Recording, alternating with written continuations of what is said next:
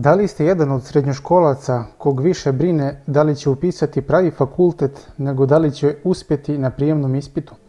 Da li ste neko koji je na fakultetu i nesiguran je da li je to pravi izbor za njega ili je možda trebao da upiše neki drugi fakultet? Ne zvuči li vam previše idealno kada kažem da se ne treba bojati pogrešnog izbora fakulteta jer ćete lako završiti drugi kada budete znali šta želite? Sve je ovo neopisivno zastrašujuće jer su u pitanju velike sume novca i previše vremena, a pritisak okoline je preveliki.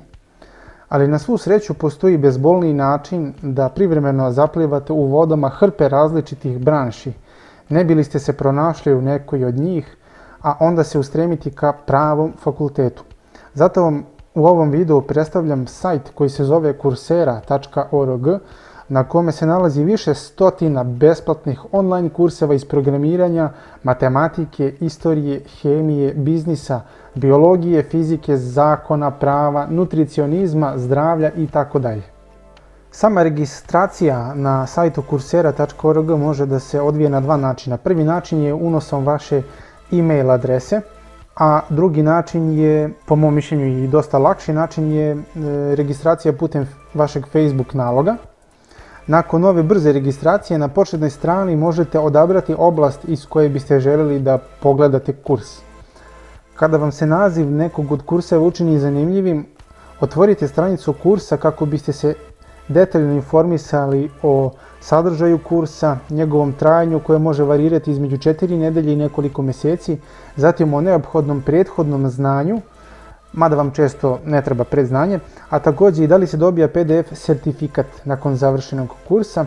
Pored svega toga možete pogledati i kratkotrajni video o samom kursu koji želite da pohađate. Nemojte da vas zabrinjava učinak na samim kursevima, jer pohađajte ovo kako biste saznali u kojoj se struci pronalazite i zato ne treba da vas ovi rezultati zabrinjavaju. Na primjer, ja sam se oprobao u kursevima vezani za ishranu, vezani za programiranje, inovacijama, dinosaurusima, svemiru i odustao sam od većine, ali sa osmehom na licu znajući da sam otkrio još jednu oblast koja me ne interesuje. Savjetujem vam da nikako ne upisujete više od jednog kursa. Statistika pokazuje da jedan kurs nisam završio kada sam radio 2 istovremeno ili više od 2, daleko bilo, znači to ne pokušavajte, samo se fokusirajte na jedan kurs.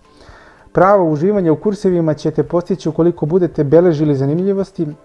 Za tu namenu biste mogli da nabavite neko blokče, neki notes i da u njemu hvatate beleške. Hvatanjem beleške ćete izbjeći jedno negativno iskustvo koje se meni dogodilo. Kompletirao sam kurs sa maksimalnim učinkom, a danas nemam odakle da ponovim to što sam tad znao, verovatno bih opet morao da pregledam sve lekcije iznova. Dakle, coursera.org je online platforma nekih od najprestižnijih američkih, kanadskih i australijskih univerziteta koji pružuju potpuno besplatne kurseve svakome ko se registruje. Ovo predstavlja budućnost u obrazovanju jer omogućava bilo kome sa bilo koje tačke na planeti da dobija nova znanja i informacije. Dakle, kao u teleshopu, pravo iz vaše fotelje, registrujte se na kurs koji vas interesuje, uglavnom jednom nedeljno imate neki zadatak ili lekciju da naučite, šaljete profesoru svoj esej ili neku drugu formu odgovora i onda vam profesor šalje svoj feedback. Na kraju kursa dobijete sertifikat što može da bude vrlo dobra stavka u vašem CV-u, a i tu je kontakt sa engleskim jezikom. Šta drugo da vam kažem nego da se bacite na učenje? To bi bilo to od Nidže za danas. Vidimo se u nekom od narednih klipova. Ukoliko su vam se svidjeli moji videi, slobodno možete da bacite like i subscribe. Ćao, vidimo se.